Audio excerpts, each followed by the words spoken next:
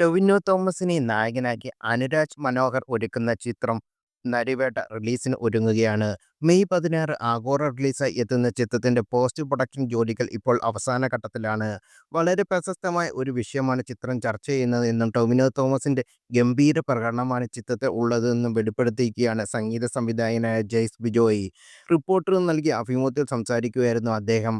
ടൊവിനോ തോമസിന്റെ മികച്ച പ്രകടനം കാണാവുന്ന വളരെ പ്രശസ്തമായ ഒരു വിഷയം പറയുന്ന സിനിമയാണ് നരിവേട്ട എന്നാണ് അദ്ദേഹം പറഞ്ഞത്.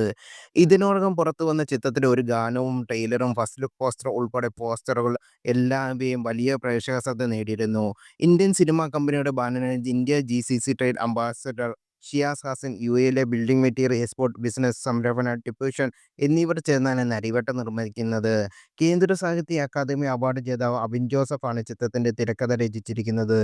പ്രേക്ഷകർ ഏറെയും ആകാംക്ഷയും ആവേശവും നിറയ്ക്കുന്ന രീതിയിലാണ് ചിത്രം ഒരുക്കിയിരിക്കുന്നതാണ് ട്രെയിലർ നൽകുന്ന സൂചന.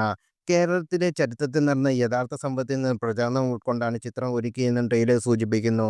മറവിൽക്കെതിരായ ഓർമ്മകളുടെ പോരാട്ടമാണ് നരിവേട്ട എന്നാണ് ടൊവിനോ തോമസ് അഭിപ്രായപ്പെട്ടത്.